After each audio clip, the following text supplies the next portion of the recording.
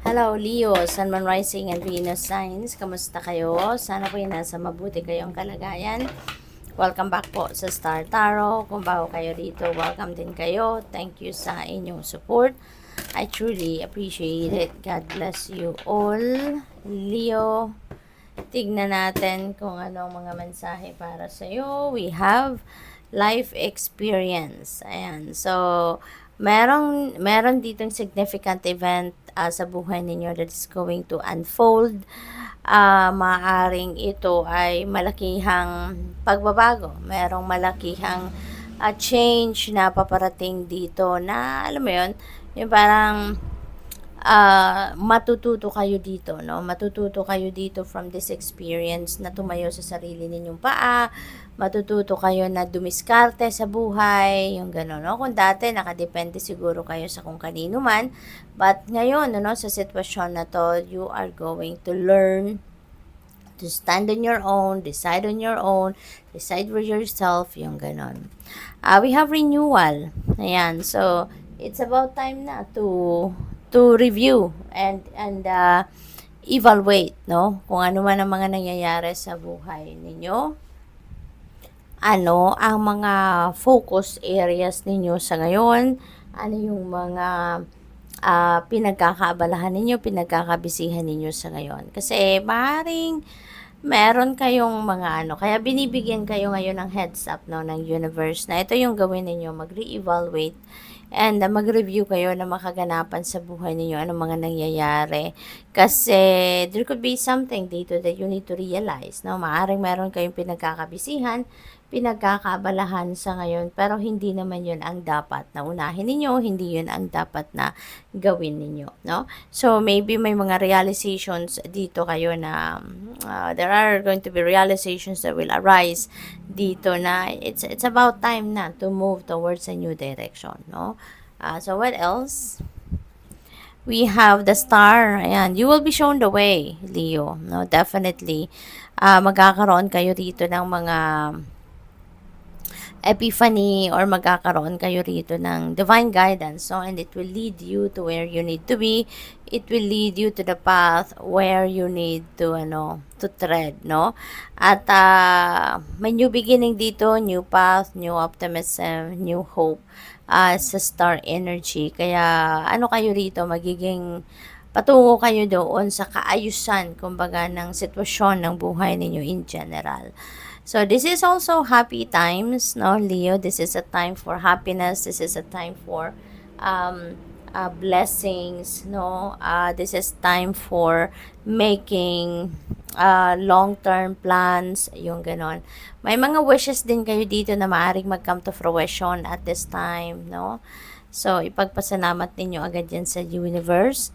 We have two of air. Ayan. So, meron ditong kinakaharap kayo na decision making pero hindi kayo makapag-desisyon.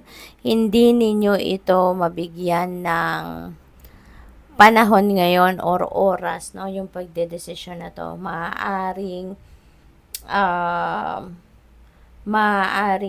sa dami ng impormasyon na hawak ninyo sa ngayon, mas hindi kayo makapag-isip. Mas hindi kayo you can't make up your mind, kung baga, Leo, no? So, maaaring ganun ang inyong sitwasyon sa ngayon. Kaya, siguro, sasabihin ninyo na, teka lang muna, no?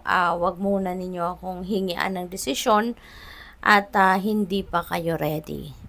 What else? We have 9 of water. Ayan, this is napakaganda kasi this is wishes coming to fruition din na energy katulad ni star. Kaya most likely, Leo, around this time, siguro meron na nga kayo ditong mga wishes na magka-come to fruition. Meron na kayong mga matutupad na pangarap, no?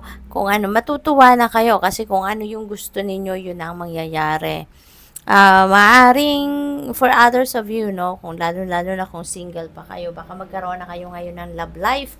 Baka ito na yung time, no, para magka-love life kayo, makilala nyo na kung sino ang magiging jowa ninyo, yung ganon. We have Ace of Earth. Ayan, so this is a new beginning energy pagdating sa pera, no?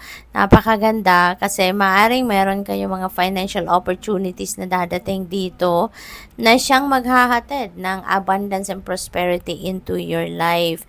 Maaring meron ditong bagong offer ng trabaho sa inyo, pagkakakitaan, side hustle, mga ganon, mga racket, or baka bagong business venture, or baka bagong career, no? So, depende sa inyong sitwasyon.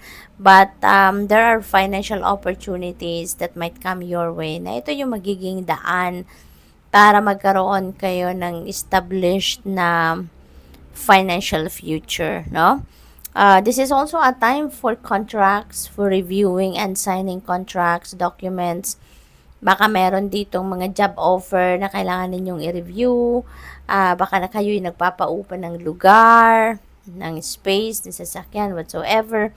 Or baka meron kayong binibentang property or baka kayo ang may binibenta. So, regardless, no, kung ano man ang mga papeles na yan, before you sign that paper, make sure na binasa muna ninyo. Okay? So, what else? We have 7 of air. Ayan. So, dito sa 7 of air, no, there are plans that need revision sa ngayon. Maaaring kailangan ninyo dito na pag-isipan ito before you make a decision. Pag-isipan ninyong mabuti muna, no? I-review ninyong maigi para alam ninyo kung saan talaga kayo dito may pagkukulang or saan kayo dito na parte sa plano ninyo may kailangang i-improve, may kailangang baguhin, yung gano'n, okay? So, good luck sa'yo. Thank you for watching Love and Light. Namaste.